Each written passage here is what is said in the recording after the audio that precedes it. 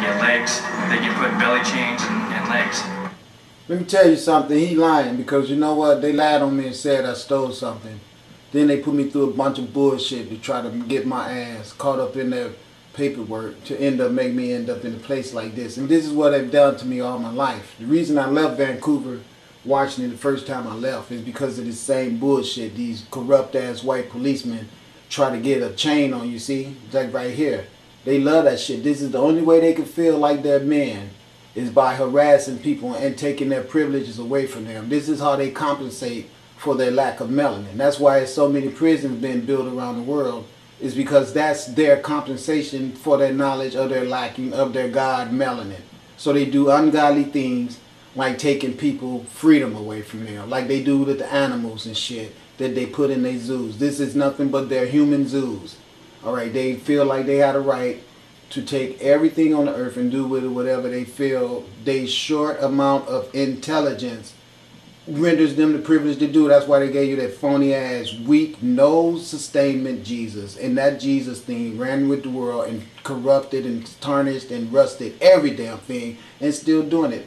And the only thing you can ever get to expect out of them is more prisons and more violation of white people as well as non-white people, because they have brain damage, because they have no melanin and they cannot get any divine information from the universe.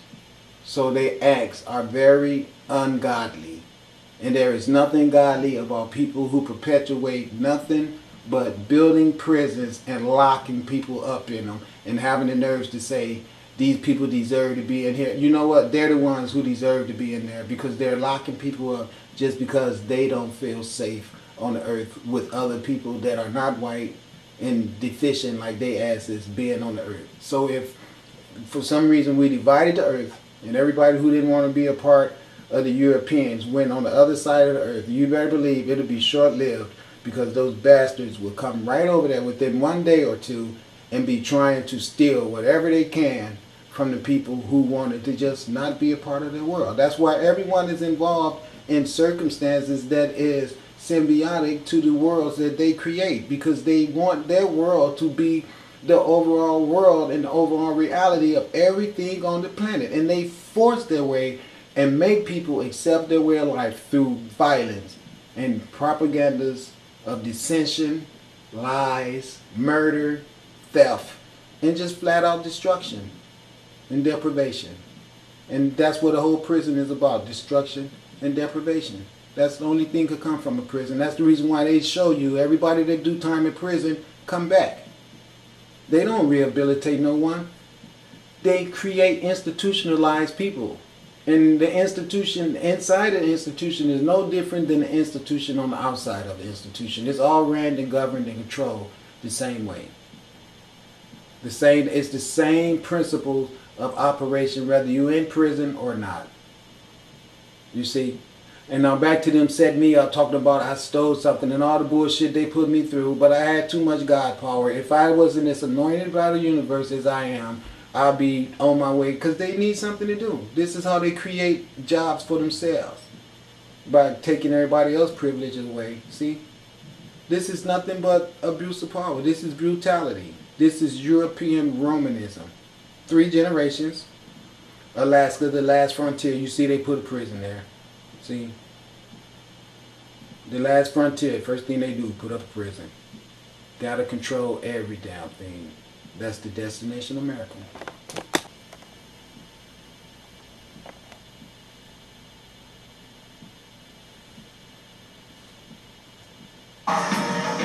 Alaska's Spring Creek Correctional Center. Inside these walls are some of the state's most dangerous criminals. For 20 years, this prison has housed inmates with long sentences for violent crimes, like armed robbery and murder. But Spring Creek is changing.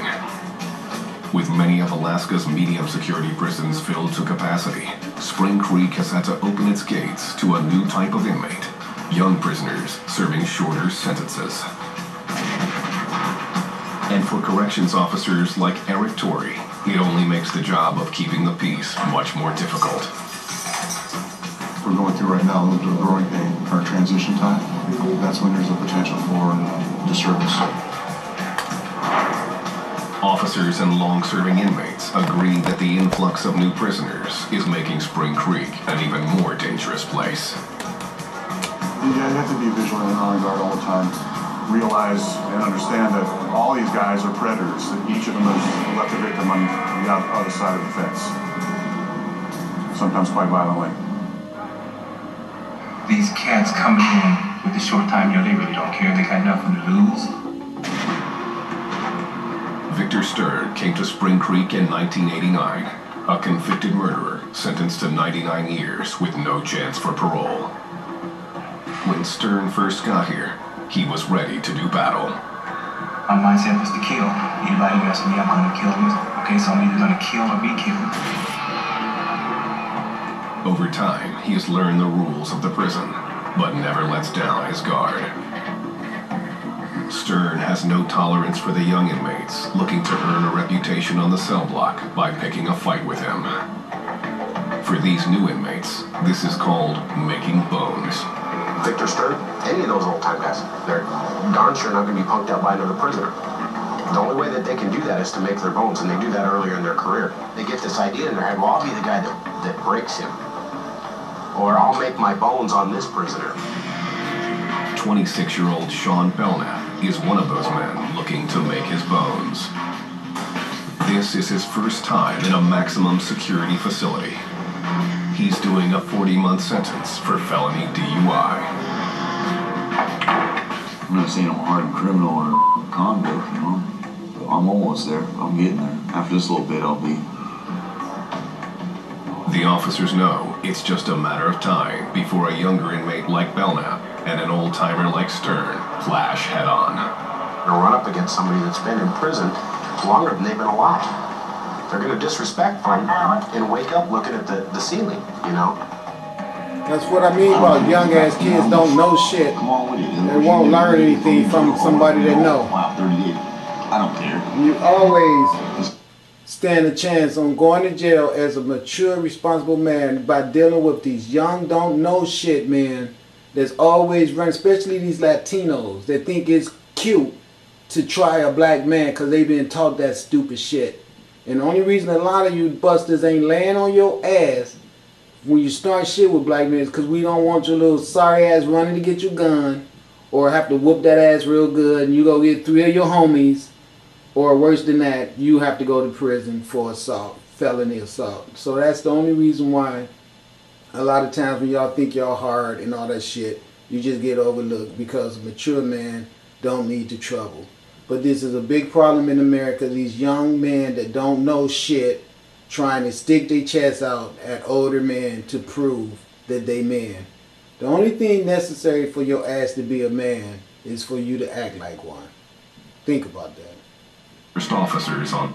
And first you must learn what acting like a man consists of, because the white man has showed you everything that's supposed to be a part of being a man that's wrong. So you need to push his teachings out of the way and follow your heart, and don't walk around here with your chest stuck out, and don't put tattoos all over your body.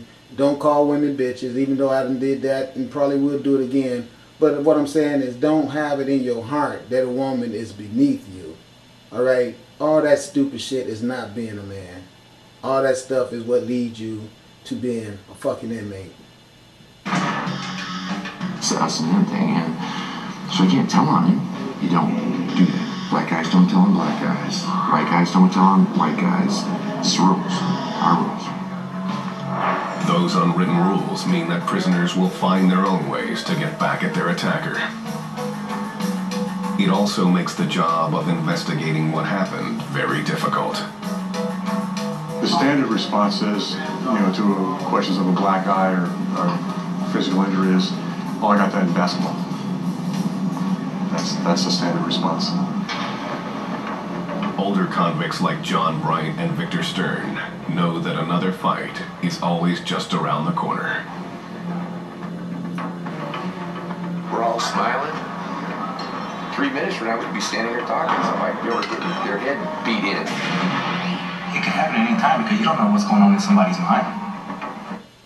when I was in jail for those 45 days, there was this little young ass bastard. He was mixed, white and black. So of course he was trying to impress the white people. So what he was doing, he was starting shit with everybody. I mean, you couldn't say nothing in there without his ass saying something. And this is what it always leads to. People fighting. But the problem is when you have a fight in jail, you get another crime, which could be worse than what you went in there for. My case of being in jail was because they alleged that I had committed felony assault on somebody. So they kept putting me in circumstances to get in an altercation in jail. So when I show up in front of the court, they can show to the judge, yeah, he is violent because he even had a fight in jail.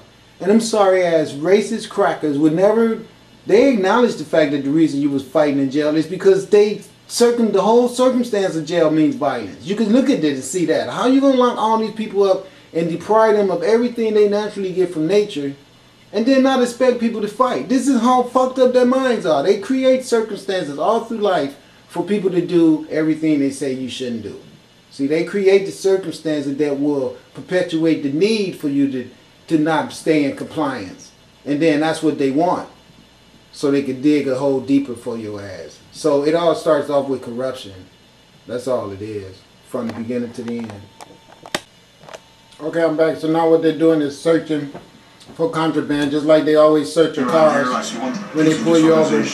Because they always create circumstances where they don't want you to have things because they know certain things are required for you to deal in this earth. And they always take your basic requirements away from you, like they did with the marijuana when the universe gave us the marijuana. So what do?